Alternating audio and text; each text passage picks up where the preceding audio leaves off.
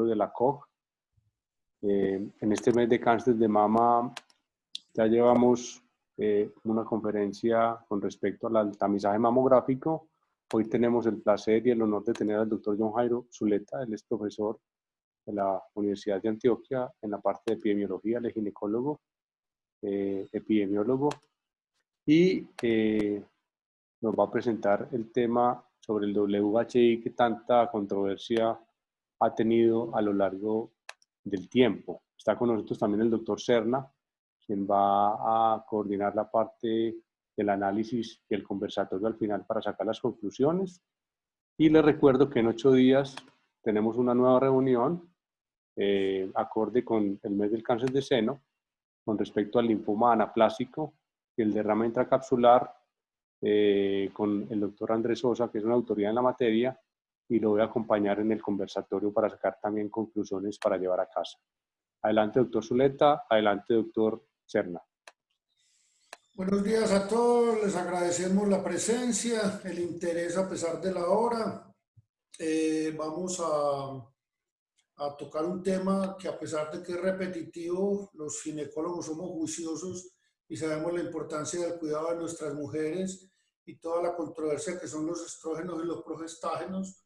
Periódicamente estamos revisando este tema, y ahora con la salida, ahora en julio, agosto, no me acuerdo, del artículo del seguimiento a largo plazo del WHI, pues lo queremos revisar, y para que todos nos pongamos de acuerdo y hablemos un idioma, pues por lo menos académico al respecto.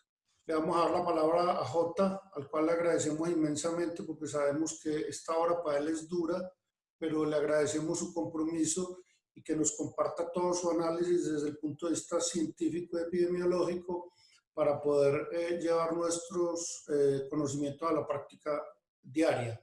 Jota, tenés la palabra. Bueno, muchas gracias. Es un gusto ver ahí en los asistentes a un poco de personas con las que hemos tenido contacto, personas que apreciamos mucho ahí.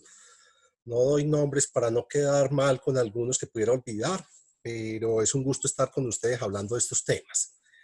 Esto del WHI nos viene acompañando desde hace bastantes años, y entonces lo primero que quise fue poner en contexto, porque como estrictamente no sé cuáles son todas las personas que estén acá, para los de mi generación con los que hemos estado dialogando en este momento, estas letricas nos dicen mucho, WHI, pero ya soy consciente que con los muchachos nuevos a veces no tienen la dimensión de lo que significa este concepto de WHI.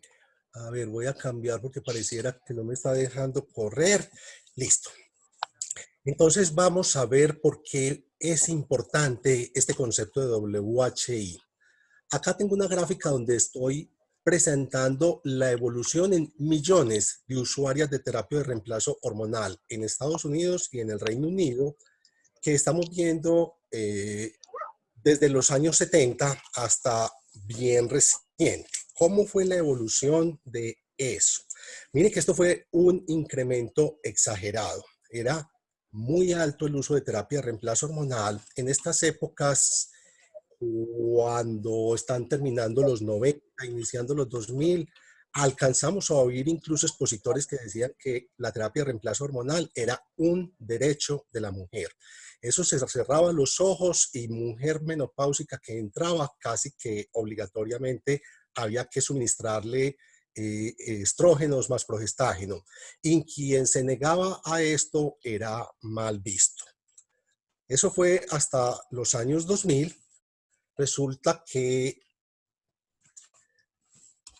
en julio de 2002 aparece este primer informe, los riesgos y los beneficios del estrógeno más progestágeno en mujeres sanas, posmenopáusicas.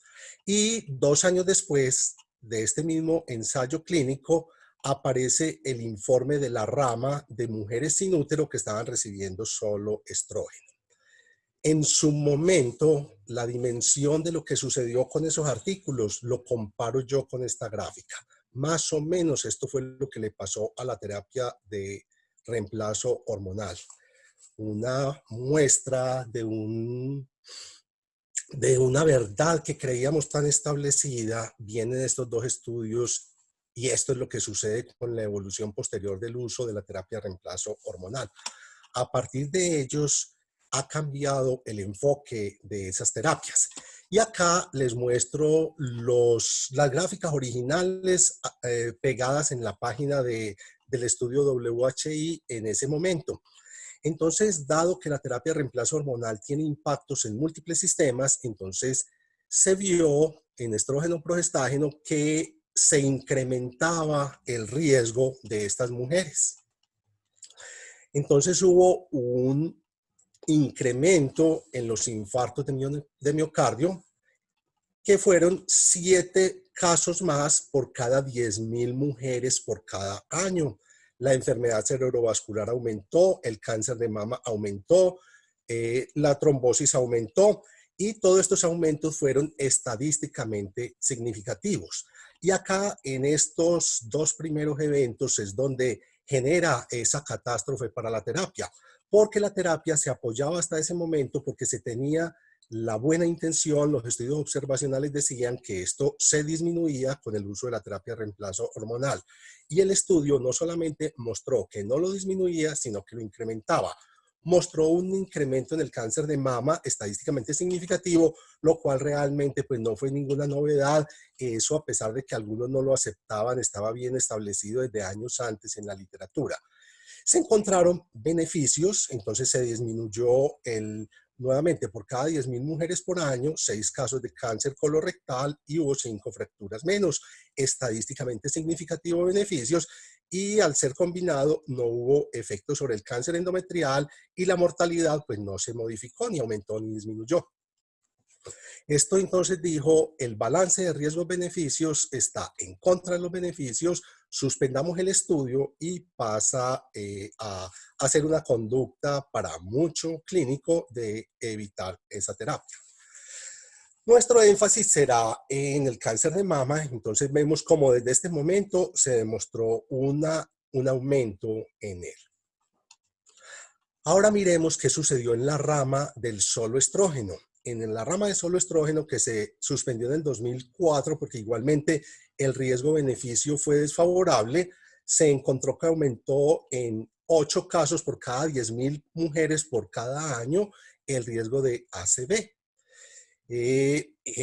No se vio con el estrógeno solo un efecto tan marcado en la trombosis, hubo efecto neutro, es decir, no mostró ni beneficio ni daño en el cáncer colorectal, en el infarto de miocardio. Y hay una disminución en el número de fracturas. Viendo todo esto, nuevamente se dice, no conviene continuar con el ensayo clínico y la recomendación de no lo usemos.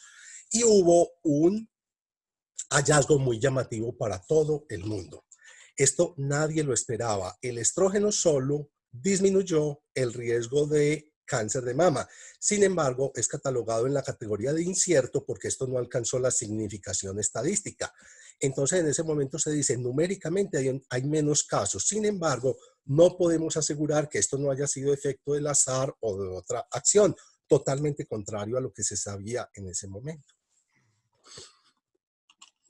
Esta diapositiva con mi computadorcito viejo del año 2002, cuando empezamos a hablar de este tema, muestra acá el costo para ese año de ese estudio. ¿Y por qué es importante? Porque esto fue una iniciativa para la salud de las mujeres. No fue liderado por ninguna empresa farmacéutica, no fue liderado por la academia.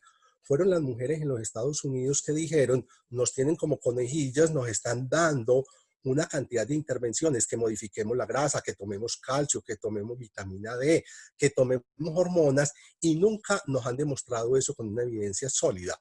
Entonces, los presupuestos desde allá de investigación de los años 90 de los Estados Unidos se dirigieron a resolver todas esas preguntas, dieta, vitamina K, calcio, pero los dos estudios centrales fueron los ensayos clínicos de las hormonas.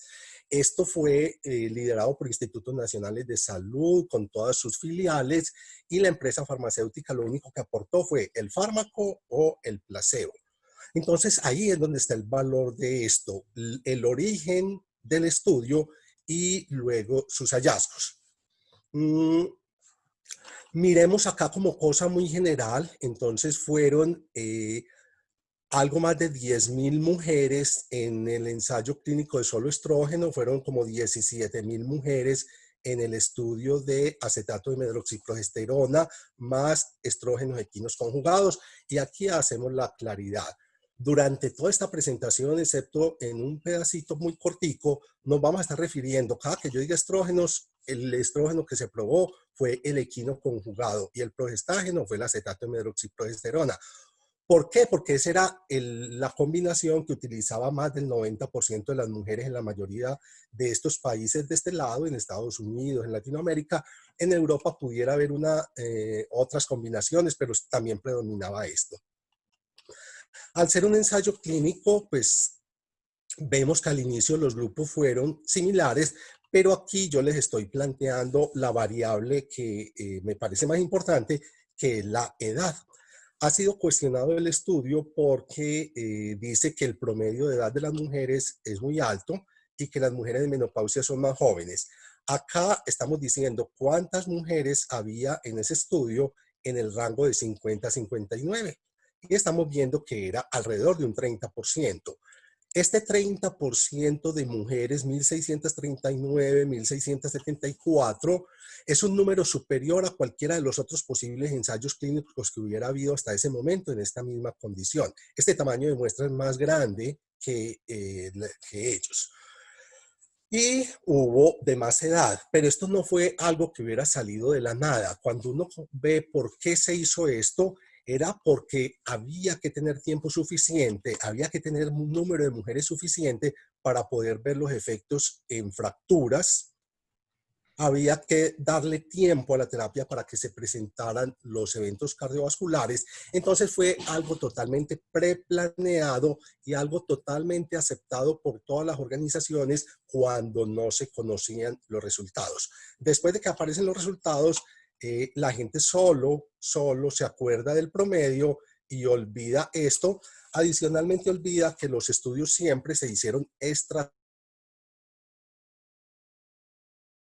Y entonces, ¿qué sucede en el año 2012? En el 2012 nos presentan un seguimiento todavía más, el corte es para el año 2009, porque más del 80% de las mujeres aceptaron seguir asistiendo a los controles para ver su evolución y eso sí, menos del 10% de ellas siguieron tomando hormonas. Nos aporta una novedad más. Ya para el año 2012 nos dice, venga, no solamente está disminuyendo la incidencia de cáncer de mama, esta es la misma proporción que les había mostrado previamente, sino que estamos viendo una disminución en la mortalidad por cáncer de mama. O sea que para el 2012 nos traen otro punto bien difícil de interpretar a la luz del conocimiento que hay de los estrógenos. Año 2015 le voy a hacer un poquitico más de énfasis porque nos presenta una información más integral y entonces ellos lo que hacen es seguir estas mujeres. Y acá vamos a ver el hazard ratio, es como un riesgo relativo instantáneo de cáncer de mama durante y después de la intervención. Aquí vamos a ver la combinación de estrógenos equinos conjugados más acetato de medroxiprogesterona. Sabemos que si el HR está por acá en 1 o el intervalo de confianza atraviesa ese 1, no tenemos criterio para decir que la intervención tenga una acción a favor o en contra. Aquí tenemos todo el periodo de intervención, los 6 años de intervención del estudio, posintervención temprana, posintervención tardía. ¿Qué pasó durante la intervención? La combinación incrementó en un 24% el riesgo de cáncer de mama y eso fue estadísticamente significativo. ¿Qué sucedió en ese momento? Hubo una variación en el tiempo en este indicador que luego vamos a mirar. Y en el periodo post-intervención, tanto temprano como tardío, combinados, se nota un incremento ya no del 24, sino del 32%. Es decir, la intervención está incrementando el riesgo y ese riesgo persiste e incluso incrementa después de retirar la terapia de reemplazo hormonal combinada. Ahora miremoslo por cada 2 años. Esto hay que mirarlo con cautela. El hecho de que yo empiece a seccionar mi tamaño de muestra y empiece a hacer pruebas estadísticas va a incrementar la probabilidad de que yo encuentre asociaciones simplemente porque estoy haciendo muchas comparaciones.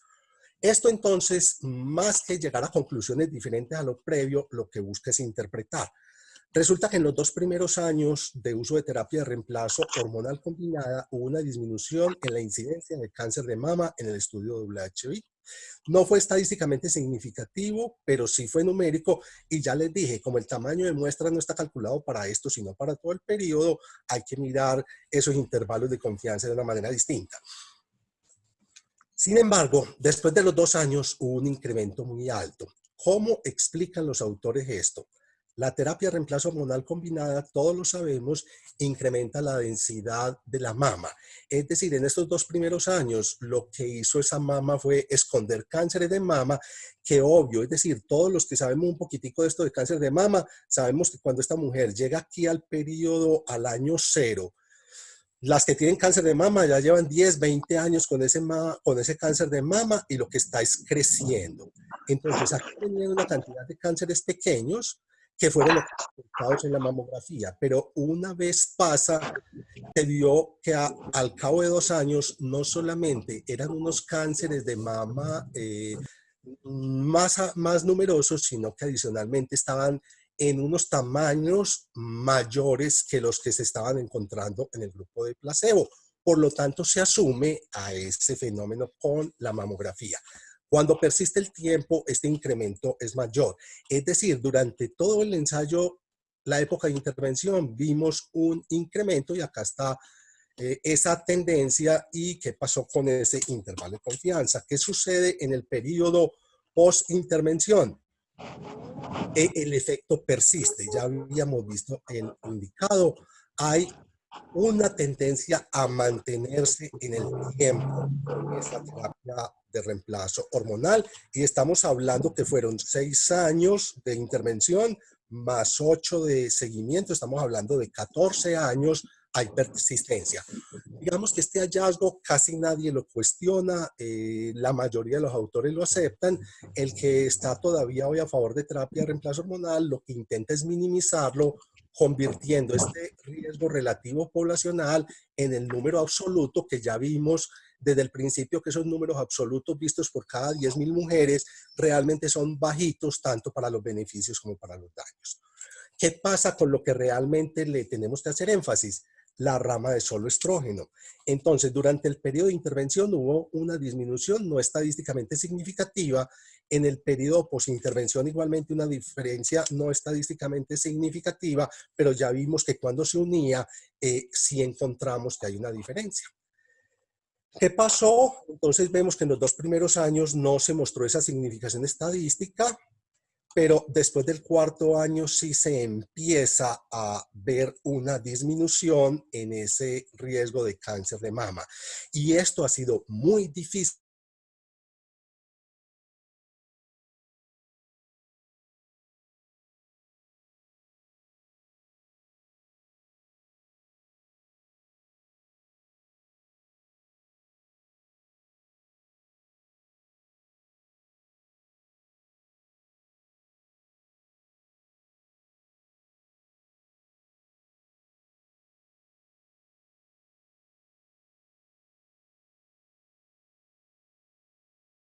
En la integralidad.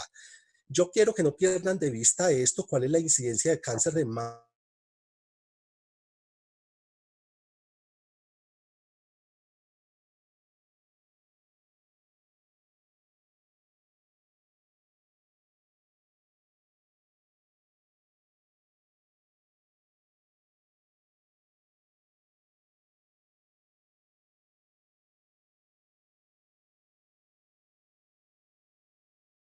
pero en ese recorrido previo, mire que la incidencia de cáncer de mama es solamente del orden de 1,3, 1,3%, 6%,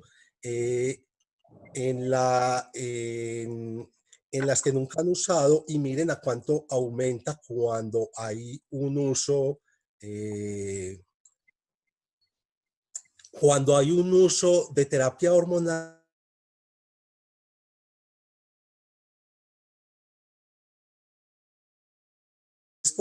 si yo le aumento un 30% el riesgo, no vaya a llegar ni siquiera a un 2%. Ese es el juego. Número. Bueno, ¿qué pasa entonces posteriormente? El artículo que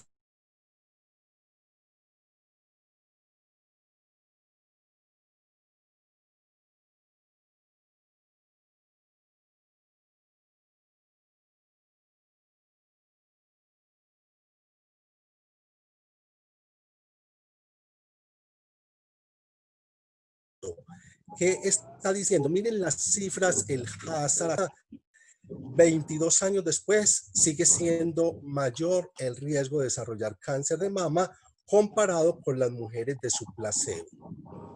Y esta diferencia es importante.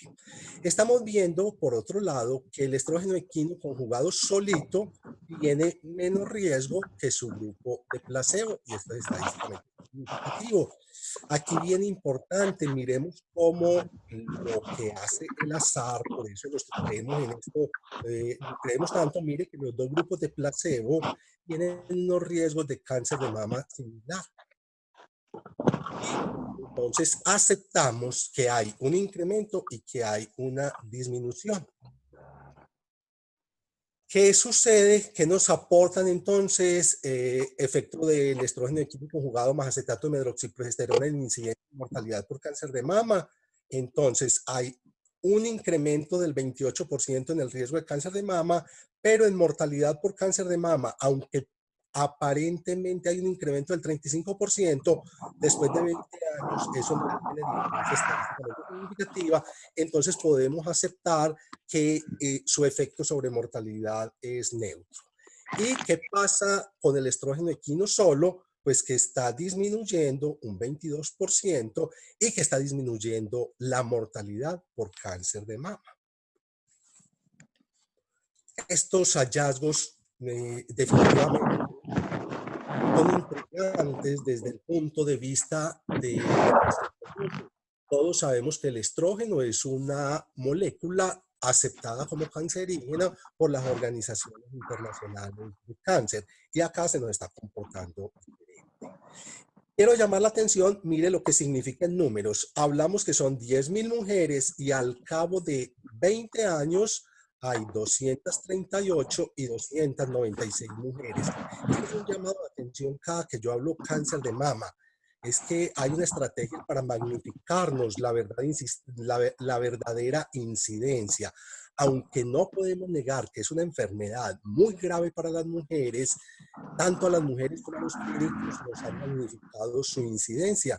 Y aquí estamos viendo que el porcentaje anualizado es de 3 por 1000. Y estamos viendo que hay una disminución también de 46 casos de 10,000 a 30 casos de 10,000 de muertes por cáncer de mama. Es decir, que por cada 10,000 mujeres que durante todo un año usaron la terapia, estamos teniendo 7 cánceres menos y 2 cánceres menos por cáncer de mama. 2 muertes menos por cáncer de mama. Bueno, me salgo un poquitico entonces de los estudios WHI y les presento esto que es un metaanálisis de datos individuales.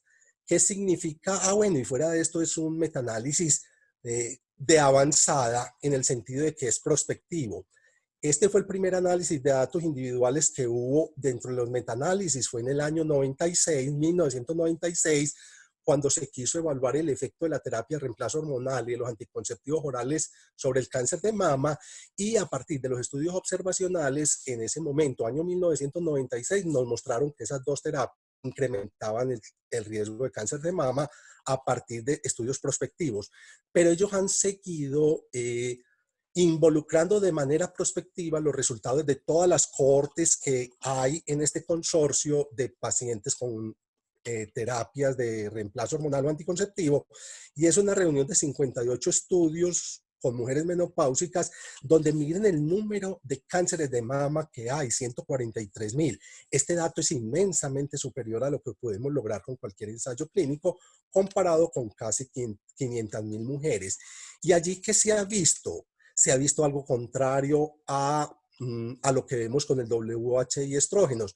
Mire cómo en esos estudios observacionales el incremento del riesgo de cáncer de mama para todas las edades se da con el uso de estrógeno.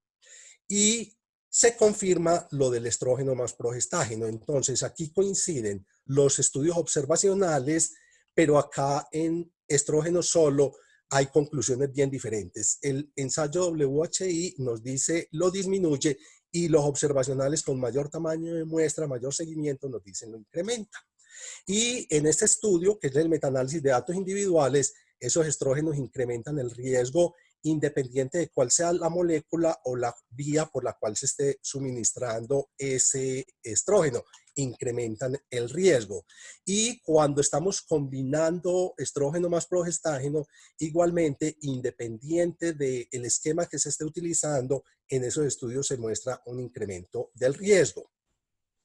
Y miramos cómo en la rama de solo estrógeno, en la medida en que se incrementa el número de años en que se usa el estrógeno, incrementa el riesgo, y en las que están usando a este momento y en las que dejaron de usarlo, se ve que se disminuye el riesgo en magnitud, pero sigue mostrando una tendencia a incrementar el riesgo. Pero miremos qué sucede con los pocos ensayos clínicos controlados que hay para evaluar el estrógeno solo y ver el cáncer de mama. Entonces, estos son los estudios. El PEPI también fue un estudio marcador en su momento, el ERA, WES, SPRIT, DOPS. Miren los tamañitos de muestra pequeños, miren el número de casos de cáncer de mama, y en los ensayos clínicos, obvio, como el WHI es el más grande, cuando se metaanalizan, se encuentra que la sumatoria de ensayos clínicos, que cada uno de ellos de manera individual muestra una tendencia a disminuir, cuando se reúnen confirma, e incluso aguanta un intervalo de confianza del 99% para decir que hay una disminución. Entonces acá, problemas en la epidemiología. Un solo estudio WHV, ¿vamos a creerle más que a todos los otros o le vamos a creer más a todos los otros que a uno solo? Y entonces acá yo me comprometo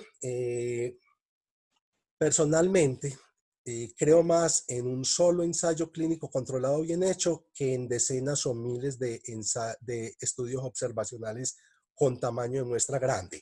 Un ensayo clínico tiene la bondad de que nos está controlando por todos los potenciales sesgos que puede haber en los estudios observacionales. Es decir, mi mirada el día de hoy es que al WHI y a los otros ensayos clínicos hay que considerar que efectivamente el estrógeno está disminuyendo el riesgo de cáncer de mama y posiblemente la mortalidad. Es decir, podemos decir que hay una disminución en el riesgo. Sin embargo, ese camino hasta llegar a decir, entonces voy a recomendar los estrógenos para prevenir el cáncer de mama, es un camino largo y mucho más tortuoso que ese que les estoy representando ahí. ¿Por qué? Porque cuando se evalúa los subgrupos dentro de los WHI, aquí estamos volviendo al mismo informe del 2020, se ve que pareciera que no en todos los subgrupos se está comportando igual. Entonces, por ejemplo, si la mujer tiene antecedente familiar de cáncer de mama, el uso de estrógeno está incrementando el riesgo de cáncer de mama. En cambio, si no tiene familiares, disminuye. Y acá, aunque no es estadísticamente significativo, aquí nos aparece una P que se llama de interacción, donde nos dice esta diferencia entre los subgrupos no es explicada por solo azar, sino que parece que hay un efecto. Y lo mismo por acá en un subgrupo del uso de biopsias. Entonces, primero, hoy no tendríamos bien caracterizada esa subpoblación que se beneficiaría de ese efecto.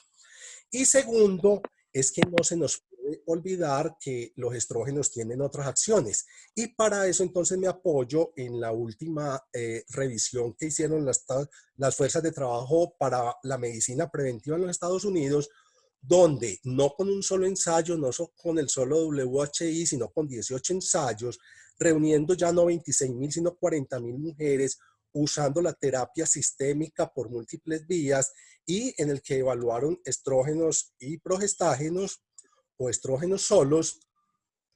Miren lo que se encontró en la rama de estrógeno en esa reunión, cuántos casos por cada 10.000 mujeres cada año se nos están presentando de cáncer de mama. Entonces, aunque puede disminuir 7, no tener efecto sobre el colorectal, no tener efecto sobre la enfermedad coronaria, porque aquí ya la igualdad es con el 0, hay una tendencia a aumentar la demencia, disminuye la diabetes, disminuye la fractura, pero incrementa la enfermedad de vesícula, la enfermedad cerebrovascular, la trombosis, sin afectar la mortalidad.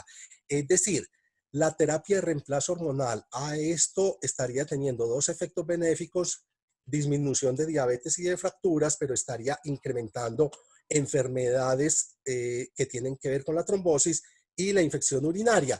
Y acá para estos estudios no alcanzó significación estadística, pero incluso si lo dejamos aceptando que haya esa disminución, el balance de riesgos-beneficios hay que tenerlo en cuenta al tomar esa decisión.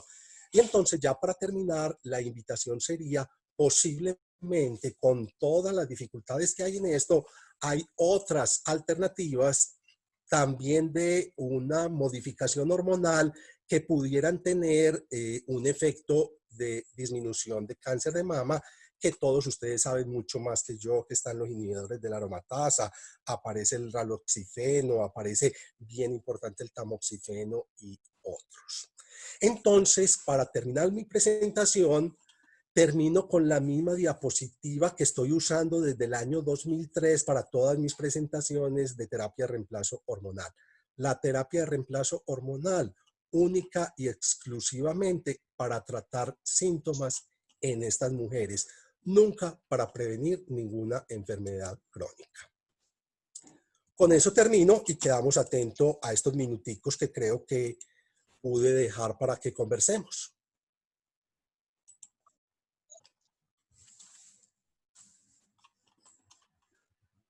Doctor Serna tiene la palabra. Doctor Zuleta, nos deja de compartir pantalla, por favor. Si fuera capaz, espérame, Luis, yo veo a ver cómo... Zuleta, arriba. No, sí, no. Sí, pero arriba. es que me perdió Ya. Se me perdió la barrita. Ya me apareció. Ahora sí. Eduardo, tenés que conectar tu micrófono. Bueno, muchas gracias a Jota, muy clara la explicación. Yo creo que esto nos da una evidencia muy clara para tomar decisiones clínicas. Yo creo, tengo una posición similar a Jota. Una es la posición de los síntomas, en las cuales se puede dar la claridad en lo que sabemos, y lo otro que es la prevención, que es la gran duda que tenemos. Yo creo que este resumen, y a pesar de que algunos lo critican tanto, es una evidencia muy grande que tenemos para nuestra práctica clínica. Abro la discusión para el que quiera preguntar, qué le quiere preguntar al doctor Zuleta o qué quiere aportar al respecto. Tienen la palabra, no veo ninguno en el chat que haya preguntado. Hay una pregunta de Elizabeth Guzmán que dice: la terapia de reemplazo hormonal en periodo de ventana. Si nos puedes aclarar un poquito, por lo menos yo no sé qué es periodo de ventana, para poder que Jota te responda, o si Jota sabe qué es un periodo de ventana. También quisiera oír cuál es la definición que tiene la persona de periodo de ventana, porque no lo manejo en este contexto. Tiene la palabra.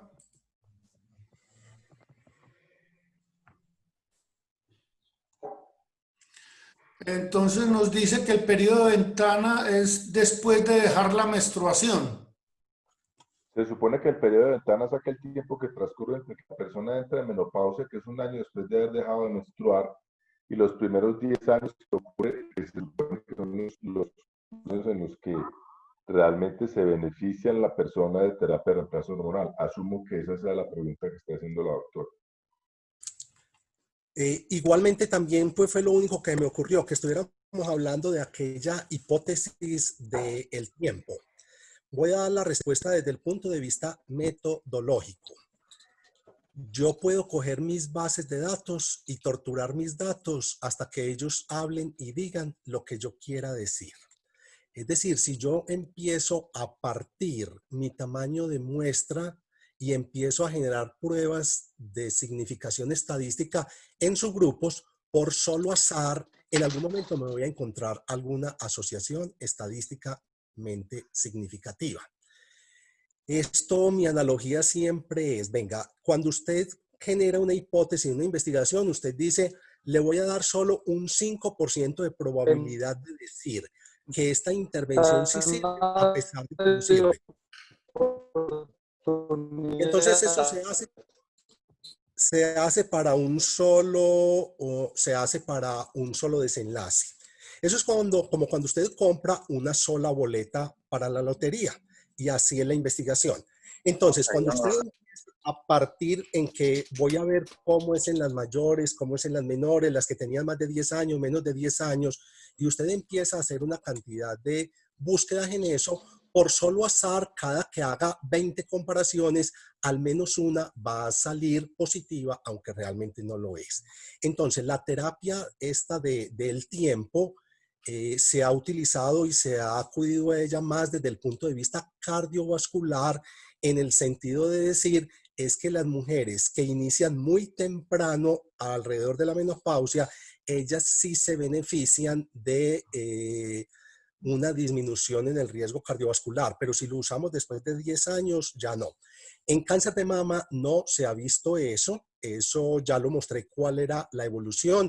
En cáncer de mama con la terapia combinada se ha mostrado que desde el principio y el efecto persiste y ya estamos diciendo, es que estamos aceptando en el WHI, desde el principio nos está mostrando que hay una disminución. Segundo punto en contra de esa terapia de hipótesis del tiempo, se ha intentado probar ya de manera prospectiva con unos desenlaces subrogados, como decir, vamos a darle a estas mujeres una terapia desde muy temprano y empecemos a medir cómo está la íntima de las carótidas y realmente ya en planos objetivos no ha habido una demostración. Desde el punto de... No sé si doy respuesta, pero es lo que me ocurre.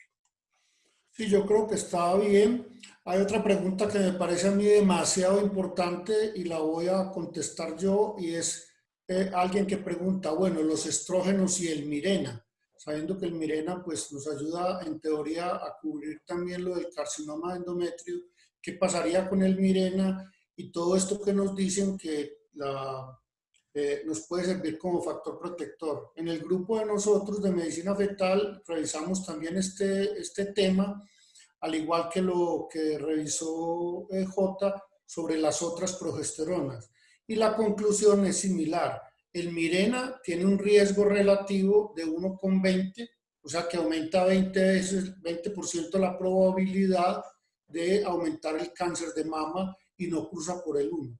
O sea, el Mirena no es la solución para el problema.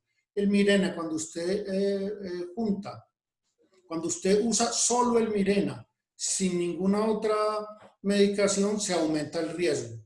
Entonces, digamos que si esa es como la función de la pregunta, porque dicen que el Mirena en la pregunta dice que puede bloquear el endometrio. Pero en resumen, el Mirena no es un factor que nos ayude a solucionar este problema. Hay otra pregunta que se la voy a pasar a J y es la siguiente. Cuando se habla de disminución de mortalidad, esos casos pueden deberse a otros factores como el tipo de cáncer con el que cursaron y sus factores pronósticos. La respuesta a las diferentes terapias, ¿tiene entonces esto validez? Hablar de eso es disminución de mortalidad. J. Pregunta supremamente importante, muy. Entonces, en toda la primera parte del estudio, hasta el año 2004, eso fue un ensayo clínico aleatorio. Y eso para nosotros dice mucho. Cuando yo digo un ensayo clínico aleatorio doble ciego, eso inmediatamente me cambia a mí el panorama de esto de otros factores pronósticos. Cuando yo asigno al azar y cuando ni los participantes ni los médicos tratantes saben que está recibiendo una persona o está recibiendo el medicamento activo o está recibiendo un placebo, nosotros tenemos la seguridad de que esa distribución por azar nos organizó dos grupos que son similares en todos los factores pronósticos que yo conozco, pero muchísimo más bonito. Me ajusta, me pone en igualdad de condición los dos grupos por todos aquellos factores pronósticos que todavía hoy no conozco y que apenas se van a descubrir en el futuro.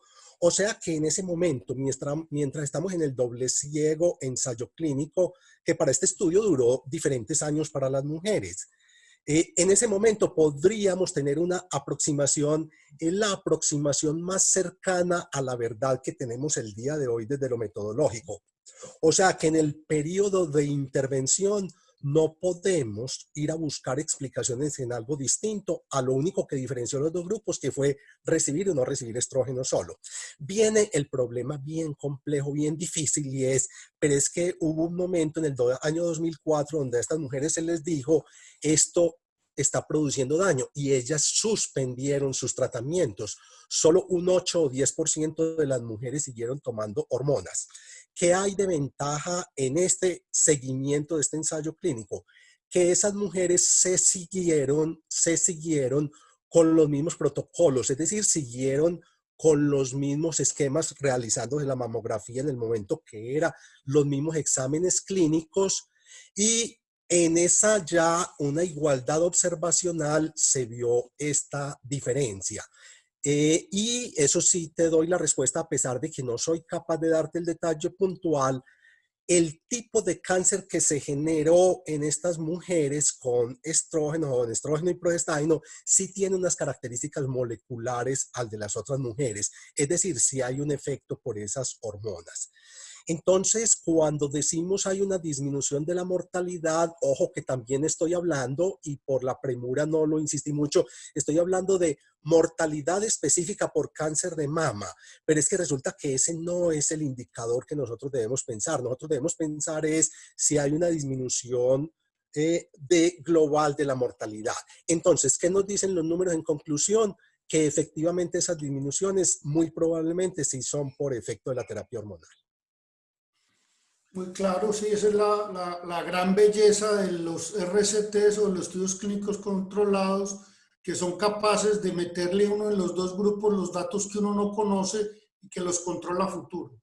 Hay otra pregunta interesante y es, enseguida hablo lo de la tibolona, pero para seguir en la misma línea, dice lo siguiente: en caso de definirse por terapia de reemplazo hormonal combinada, evidencia de cuál sería el progestágeno con mejor perfil de seguridad para el cáncer de mama.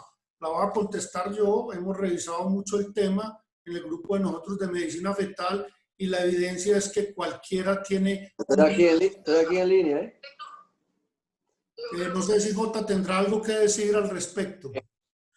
En general algunos, lo que pasa es que acá es bien diferente uno hablar con la, digamos, seguridad que se habla teniendo el WHI, que es un ensayo clínico controlado, grande, bien planeado, a hablar ya con nosotros. En algún momento han propuesto algunos estudios observacionales y reuniones observacionales, han mostrado algún beneficio, menos riesgo de la micronizada, Eduardo, pero adhiero a lo que vos estás diciendo.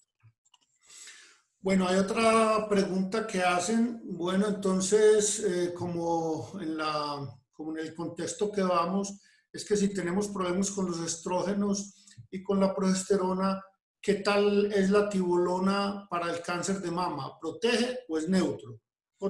¿Has revisado el tema o querés que yo hable? Dale, Eduardo, adelante. Ya yo hablé mucho, dale. Gracias a vos por ayudarme. Bueno, en general la tibolona pues es un estrógeno débil. Es un poco más débil, que también quita los síntomas de la menopausia, y al quitar los síntomas de la menopausia no es tan efectivo como la terapia de reemplazo hormonal. Como línea general, la conclusión de Cochrane es que también aumenta el riesgo de recidiva de cáncer de mama, porque lo hicieron en algunas pacientes que tenían cáncer de mama previo. Entonces, la respuesta con la tibolona no es que proteja o que sea neutra. Yo creo que no protege, y si es neutro aumenta, hay mucha incertidumbre. Lo que sí es claro es que es menos efectivo que la terapia de reemplazo hormonal. Yo no sé si algún otro quiera hablar sobre la tibolona. Eduardo, yo haría ahí un comentario, sobre todo es para apoyarme en lo que me gusta a mí, que es lo epidemiológico. Entonces, hay un estudio que llama el estudio del 1.000.000 de mujeres en el Reino Unido, que realmente son más de 1.000.000 de mujeres en un estudio observacional. Entonces, tengo que decir, aunque tengan más de 1.000.000, debemos creerle más a este que apenas tiene 10.000 o 16.000 según la rama, porque fue aleatorio doble ciego. Pero en ese estudio de 1.000.000 de mujeres fue uno de los primeros que mostró que desde lo observacional la tibolona también incrementaba ese riesgo. Sí, yo también tengo más o menos la misma posición. ¿Hay alguna otra pregunta o creo que fue lo suficientemente claro? Yo quiero contestar una que veo ahí que de la doctora Lina, de qué tan extrapolables son los resultados a otras combinaciones. Correcto, dale, Jota. Sí, muy importante. Entonces ya aquí nos metemos en aspectos conceptuales. Es claro, cuando en un ensayo clínico se evaluó estrógenos equinos conjugados y acetato de medroxiprogesterona, debemos aceptar que las conclusiones aplican son para ellos. ¿Qué tan extrapolable o no extrapolable es a otros preparados similares? Bien difícil de contestar. Entonces yo esta pregunta siempre la he resuelto desde el otro lado. Háganme el ensayo clínico bien hecho, con estradioles, con parches, con geles, para que me demuestren con ellos qué es su verdadero efecto. Y resulta que ninguna de esas combinaciones tiene un ensayo clínico de esta calidad para uno poder tomar una posición. Entonces hoy jugamos es como con la incertidumbre. Dado que ya en este mostramos que hay unos años, venga este otro que se parece, de buena fe asumamos que no tiene los efectos que tiene el otro. Lo que puedo decir es, algunos ensayos clínicos más pequeños que han intentado mostrar, no en este desenlace, sino en el cardiovascular, que los otros estrógenos y los otros progestágenos se comportan distinto, y trabajando con desenlaces subrogados no han podido demostrar esos beneficios que quieren ponerle. O sea que yo en ese caso siempre invito a la prudencia, y a veces, o sea, cuando yo en algún momento, a pesar de que no ejerzo, pues todavía doy recomendaciones por ahí en los corredores, yo siempre digo, es mejor bueno conocido que malo por conocer. Yo a esta combinación ya le conozco todo, porque el WHI tiene más de 100 publicaciones mostrándome cosas, tengo metaanálisis. Entonces, aunque pudiera usar las otras alternativas, hago la invitación a que no creamos que es que con ellas estoy garantizando seguridad. Sí, yo también tengo una posición similar. Nosotros en el grupo, pues como siempre estamos pendientes de este tema, hicimos una revisión sobre los estrógenos transdérmicos y todas las otras situaciones, porque tenemos en la mente que los estrógenos transdérmicos son mejores. Nosotros hicimos la revisión de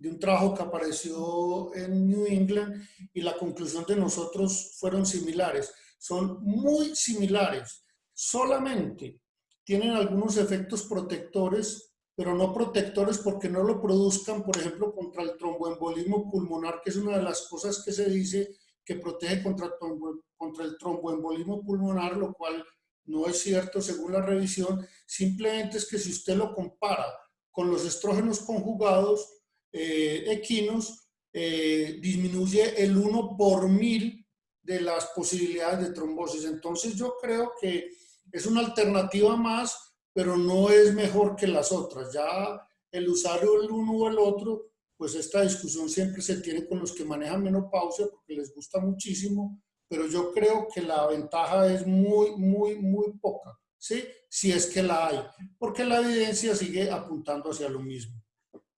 No sé si habrá otra pregunta. Hago ahí también como un comentario. Entonces, como los que creemos en este asunto de evidencia, entonces nuestro máximo nivel de evidencia ahí está en el ensayo clínico, pero uno tiene que tomar decisiones en la clínica en ausencia de ensayos clínicos.